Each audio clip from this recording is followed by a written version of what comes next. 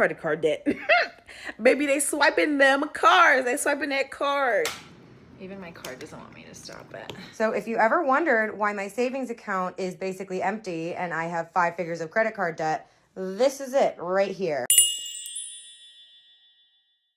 Today, we're diving into the world of credit card debt, a financial quicksand that's swallowing more people than ever before. From shopping addictions fueled by social media pressure to the shocking lack of financial literacy, leaving many vulnerable to predatory lending practices, credit card debt has become normalized in ways that should concern us all. You'll hear real stories about $100,000 plus in credit card debt. See how, by now, pay later services are enabling destructive spending habits, and discover the tactics credit card companies use to keep you in their debt cycle. Whether you're currently managing debt or trying to avoid it, understanding these patterns might just save your financial future. Let's explore the psychology behind the swipe and what it's really costing us. If you're in your 20s and you keep consistently seeing people and you like, oh my God, how are they doing all this? How are they affording all of this? Blah, blah, blah. And you're really confused and you're trying to figure it out, is really one of two, maybe even three options. The first option is credit card debt. Baby, they swiping them cards. They swiping that card. They probably have $30,000 right now in credit card debt. But they're in Bora Bora. Absolutely. The second is rich parents. Don't ever underestimate the power of a rich parent. The third is they might be scamming. They might. Small might. And then the fourth, absolute and final, is that they're really just getting to the money. But that's very low on the total pole. It's probably credit card debt. I have such a shopping addiction, then this is how I'm cutting myself off.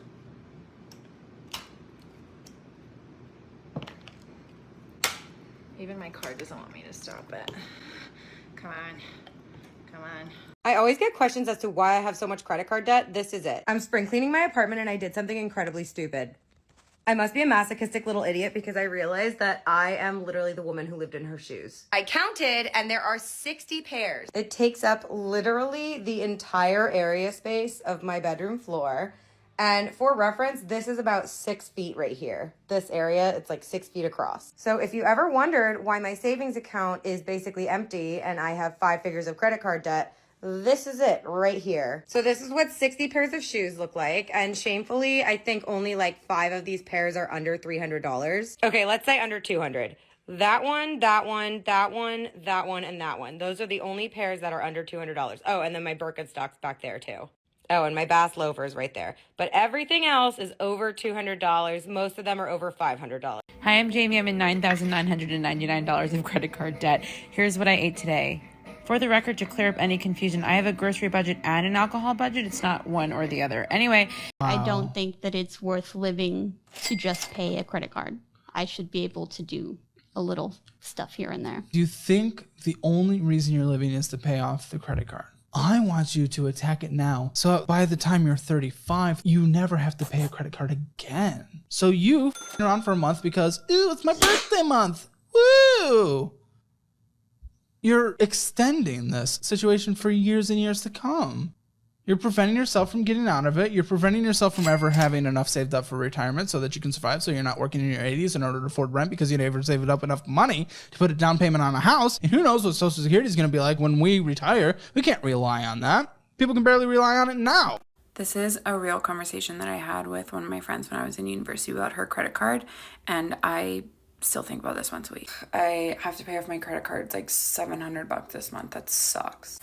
What do you mean your credit card bill is $700?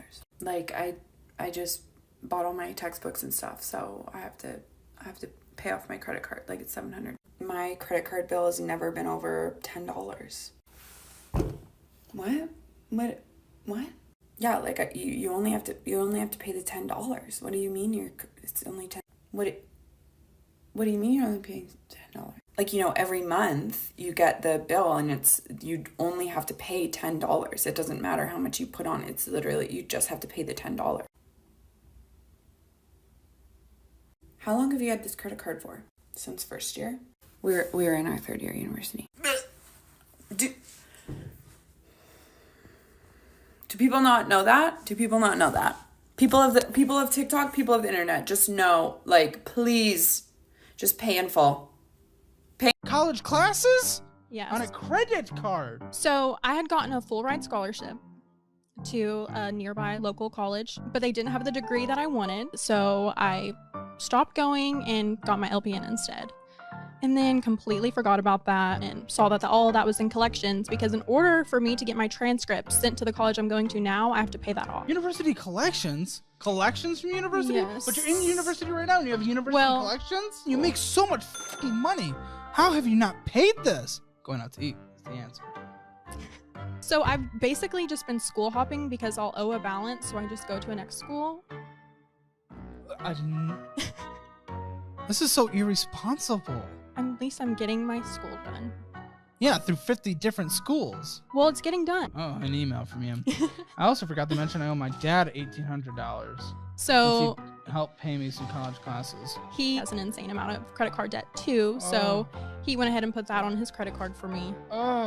I don't know who needs to hear this right now, but if you are currently putting the majority of your paycheck into a high-yield savings account because some financial guru on TikTok told you to do it, and now you can't pay off your high-interest credit card debt because you've done that, you're not winning. You are most likely losing between 10 and 20% of every single paycheck just on that interest. Always pay down your high-interest credit card debt before doing anything else with your money. And I don't know about you, but I like having my money work for me, not for one of the major credit card companies. Did you know you can go to an ATM and insert your credit card and take out cash?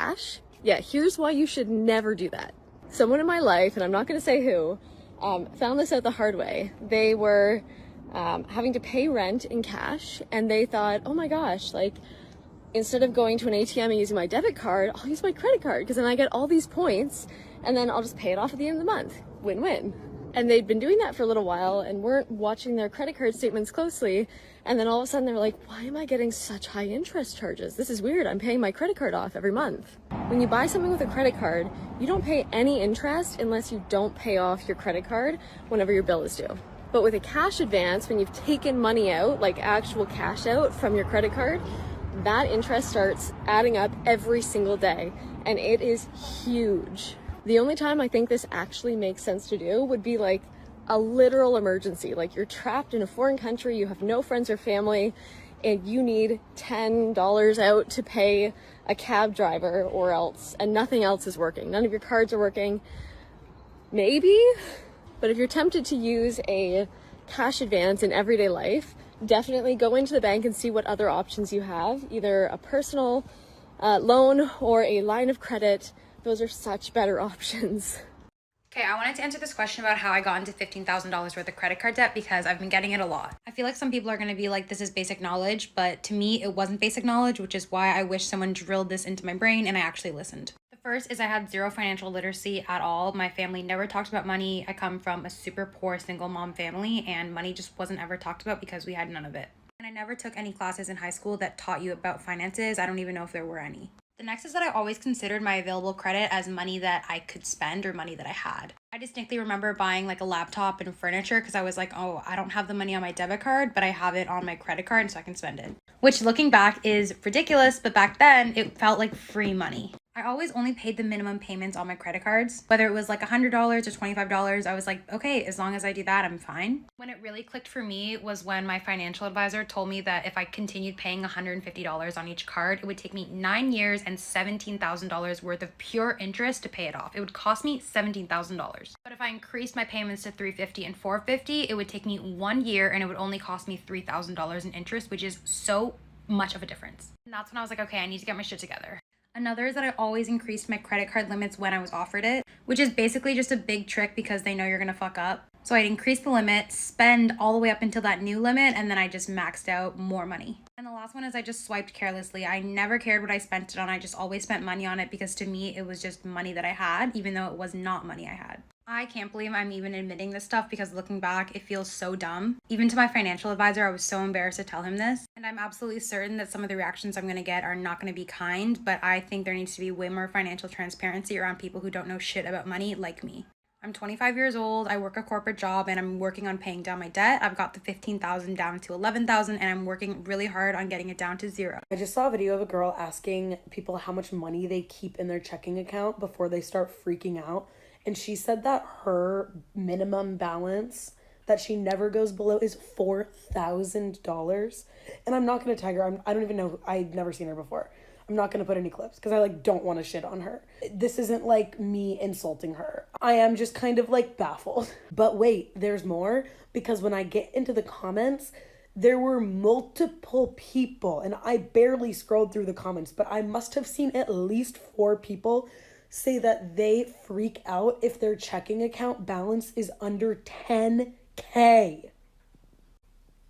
In the checking account, I'm going to be fully honest here and say that for the past like 18 months, I'm lucky if I have 3 digits in the checking account, okay? I don't even have $10,000 to my name, okay? Hey, net worth, 6 feet under, baby. But if you are someone who has $10,000 in liquid assets, why is that not in a savings account? A high yield savings account, a regular savings account? Or am I totally off base? And are all of y'all just walking around out here with $4,000 to $10,000 in your checking account on the daily? I have one more hot take. Credit card debt is not normal. I feel like people make a joke out of it on this app. I get it. If you are in between jobs, you are struggling, and you genuinely need to accumulate credit card debt, this is not what I'm talking about. I am talking about people that go out to dinners, go on vacation. I feel like there's a lot of young, impressionable people on this app, and I want you guys to know that it is not normal. I talk to my friends. We do not have credit card debt. It is not funny. Unfortunately, real life is real. Living within your means is so much better. You guys, I literally cannot make this shit up. Chase just increased my credit limit again. From $23,200 to $26,700, which makes my total overall credit limit $43,000. And this is so fucking predatory because they act like they just did you a service. They're like, oh my God, you have so much extra money now. They're like, this means you have more purchasing power when planning your next vacation or making home improvements. Bitch, it is so completely unnecessary for anyone to have a $26,700 credit limit, let alone a $43,000 plus, whatever. It just goes to show I have been paying off my credit card for the last 6 months now. I've gone from $36,000 to $18,000. I always forget. I don't know. And credit card companies see that and they're so predatory. They're like, wait a second, come back. Wait a second, you were paying us so much interest and now it's going down. Oh my God. They're missing out on, last year they made $5,000 for me on interest. This year they're not going to make anything near that. I feel like everyone always asks how did you get such high of a credit limit, blah, blah, blah. I was in debt. They literally love people who are in debt because they're making so much money from us. And that is why my credit limit is so high, because I was always maxing out my cards and making my payments on time. So I was paying, my cards were maxed. They were like, what if we gave her more? If we gave her more limit, then surely I can see her habits. We can make a lot of money off of her. And they did. Anyways, Chase literally get a grip. The relationship between credit card companies and consumers is clearly unbalanced. When you're drowning in debt and finally start swimming to shore, these companies immediately throw you a heavier anchor disguised as a reward. Financial literacy isn't just important, it's essential survival knowledge in today's consumer culture. What's your experience with credit cards? Have you fallen into any of these traps or successfully avoided them? Drop your thoughts in the comments below and let me know what other financial topics you'd like me to cover in future videos. Your financial well-being matters more than any temporary dopamine hit from a purchase.